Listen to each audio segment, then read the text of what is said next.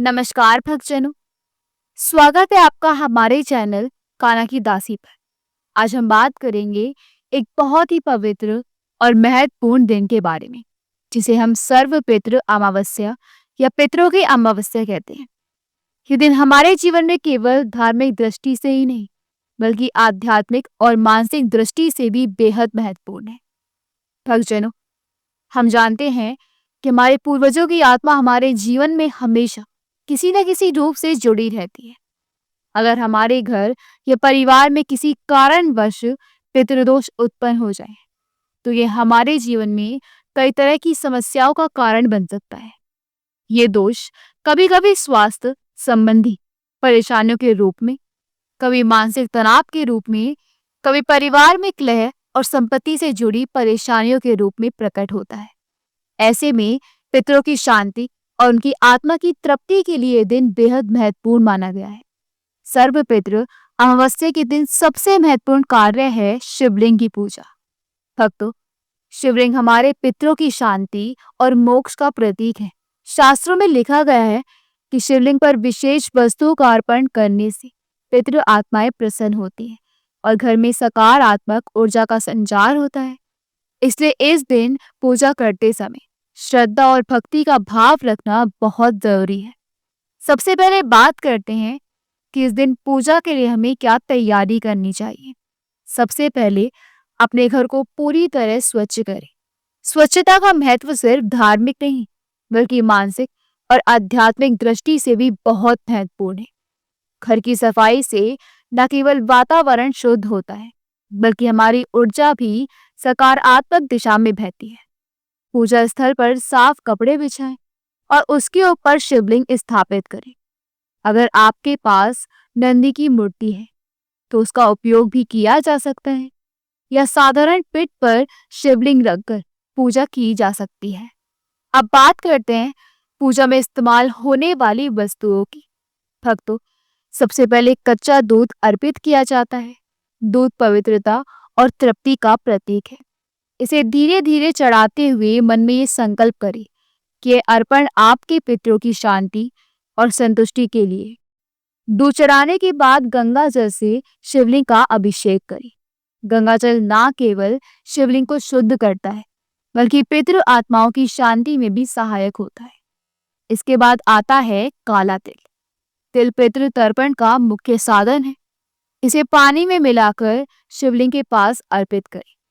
तिल अर्पित करने से पितृ आत्माओं की संतुष्टि होती है और उनका आशीर्वाद प्राप्त होता है। कई बार लोग पूछते हैं कि तिल क्यों? भक्तों, तिल में विशेष ऊर्जा होती है जो पितृ दोष को शांत करती है और हमारे जीवन में बाधाओं को दूर करती है। पूजा के दौरान सफेद फूलों का अर्पण भी बहुत शुभ माना जाता है। श्वेत आक या बेला के फूल शिवजी और पितृ दोनों को प्रिय हैं। फूल चढ़ाते समय मन में ये भावना रखें कि ये अर्पण केवल श्रद्धा और सम्मान के लिए किया जा रहा है।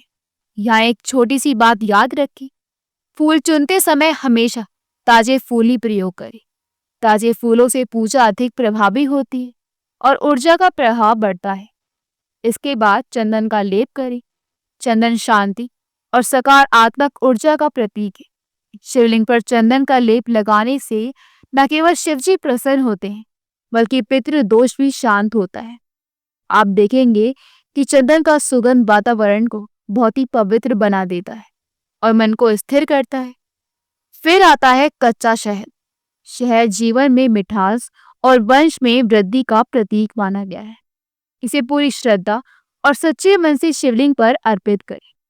ये केवल अर्पण ही नहीं, बल्कि हमारे जीवन में सकारात्मक ऊर्जा लाने का भी एक तरीका है। पूजा के समय धूप और दीपक जलाना ना भूलें।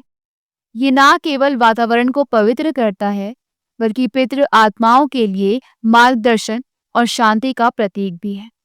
इस समय आप कपूर का भी प्रयोग कर सकते हैं। कपूर से निकलने वाली सुगंध से वातावरण शुद्ध होता है और हमारी मानसिक स्थिति भी शांत होती है। बिल्व पत्र शिवजी को बहुत प्रिय है, इसलिए शिवलिंग पर बिल्व पत्र चढ़ाना अत्यंत शुभ माना गया है। इसे अर्पित करते समय मन में एक संकल्प करें कि आपके पितरों की शांति और मोक्ष के लिए है। आप देखेंगे कि बिल्व पत्र अर्पित करने से मन में आत्मिक संतोष और आनंद की अनुभूति होती है।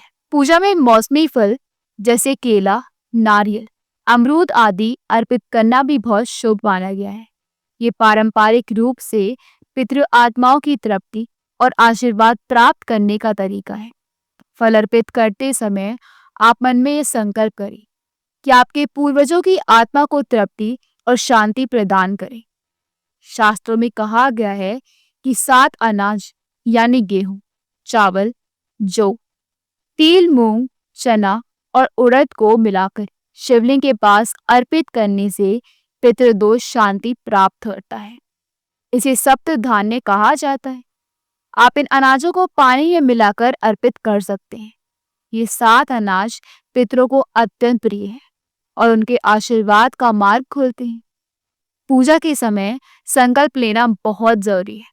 संकल्प करते समय मन में ये भावना रखें कि ये पूजा आपकी पूर्वजों की संतुष्टि और मोक्ष के लिए की ही जा रही है। संकल्प लेने के बाद आप ओम नमः शिवाय और ओम पितृदेवाय नमः मंत्र का जप करें। मंत्र जप से पूजा में शक्ति आती है और पितृ आत्माएं प्रसन्न होती हैं।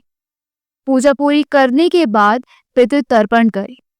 तर्पण के लिए जल में तिल और अक्षत मिलाकर अपने पूर्वजों को अर्पित करें।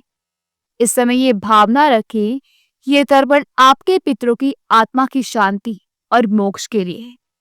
सर्वपितृ अमावस्या पर दान करना भी अत्यंत शुभ माना गया है। भोजन, वस्त्र या अनाज का दान किसी ब्राह्मण या जरूरतमंद को करें।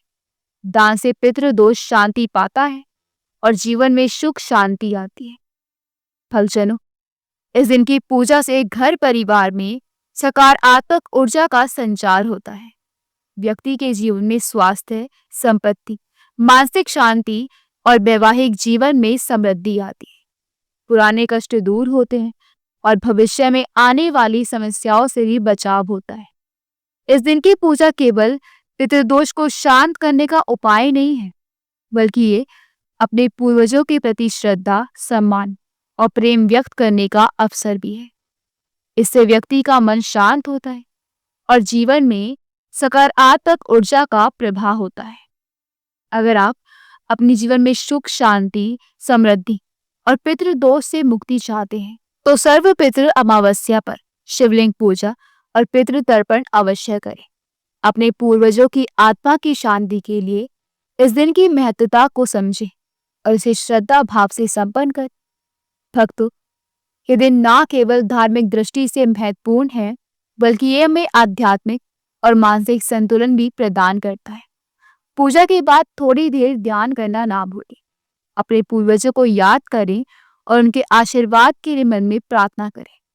तो भक्तजनों, उम्मीद है कि आपको ये जानकारी पसंद आई होगी। अगर आपको हमारी जानकारी उपयोगी लगी हो तो हमारे चैनल कान्हा की दासी को सब्सक्राइब करें और इस वीडियो को लाइक और शेयर करना ना भूलें। धन्यवाद।